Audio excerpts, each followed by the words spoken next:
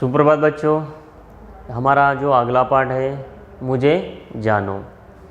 तो इस पाठ में आपको कुछ चित्र है, उनके नाम अंग्रेज़ी में कैसे लिखने हैं ये इस पाठ में बताया। अंग्रेज़ी, मराठी, उसे अंग्रेज़ी यानी उसे रोमन भी कहते हैं, मराठी, रोमन और हिंदी, ऐसे तीनों भाषा में आपको उन चित्रों के नाम आपको लिखने हैं। तो मुझे जानो, तो इस पाठ का आपको परिचय फिर से एक बार करूँगा।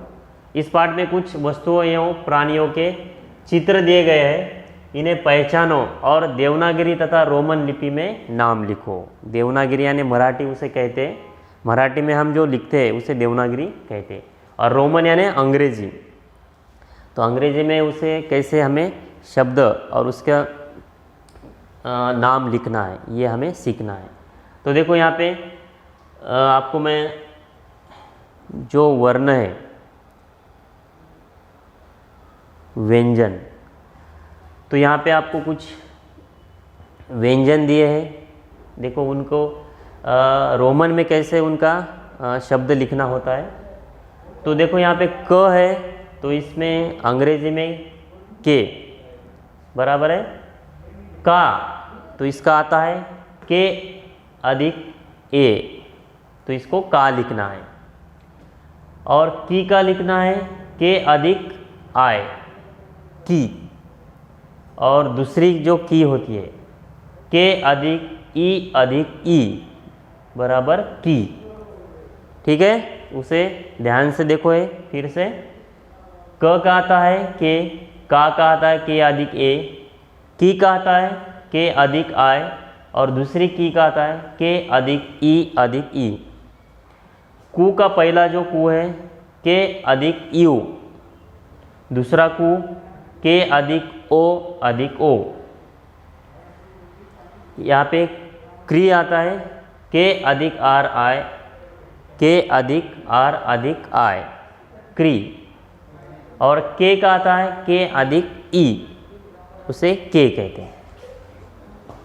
कै का देखो के अधिक ए अधिक आय बराबर कै। को का देखो के अधिक ओ बराबर को।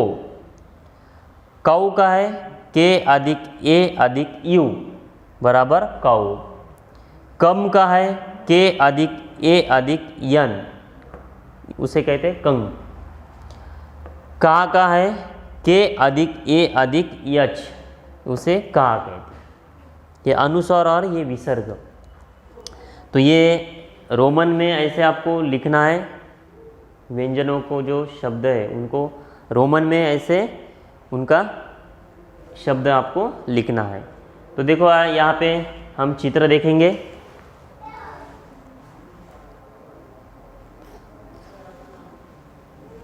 तो नीचे दिए गए चित्रों के हिंदी, रोमन लिपि तथा मराठी में नाम लिखने हैं।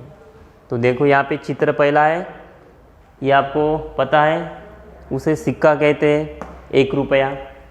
तो हिंदी में आता है सिक्का, रोमन में इसको लिखना है SIKKA सिक्का, और मराठी में नाणी। अभी आपको पता है पेन है, इसे फाउंटेन पेन कहते हैं। तो हिंदी में फाउंटेन पेन और रोमन में इसे फाउंटेन पेन लिखना है। यहाँ पे उसकी जो स्पेलिंग होती है वो ऐसे लिखी जाती है रोमन में, FOUNTAINPEN। ठीक है, और मराठी में फाउंटेन पेन ऐसे लिखना है।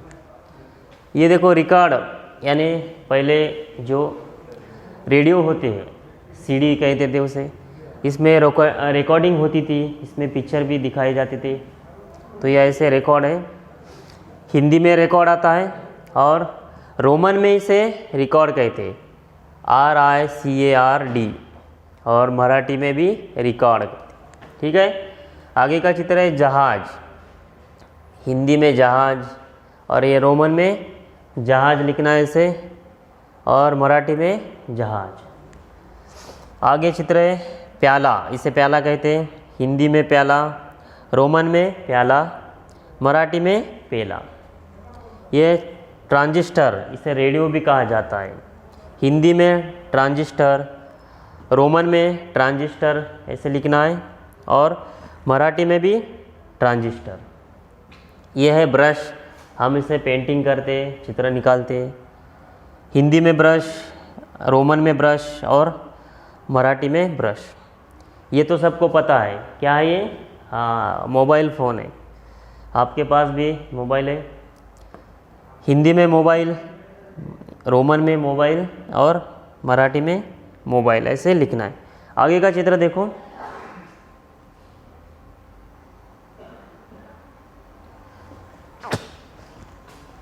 यहाँ पे इसे हिंदी में तश्तरी कहते हैं, जो हम इसमें चाय पीते हैं। रोमन में तश्तरी, मराठी में बशी। यहाँ पे आपको दिखाई दे रहा है पेटी। हिंदी में पेटी है, रोमन में पेटी और मराठी में पेटी। ये आपको पता है। ट्रैक्टर कहते हैं इसे। ये हल चलाने के काम आता है खेती में। रोमन में ट्रैक्टर और मराठी में ट्रैक्टर। ये हिंदी में ऐसे लिखना है, ट्रैक्टर, और मराठी में ट्रैक्टर। ठीक है, ये तो पता है आपको, आप भी पहनते इसे। सदरा, कमीज़, हिंदी में कमीज़, इसमें रोमन में कमीज़ लिखना है और मराठी में सदरा। हम इसे शर्ट भी कहते हैं। आगे देखो।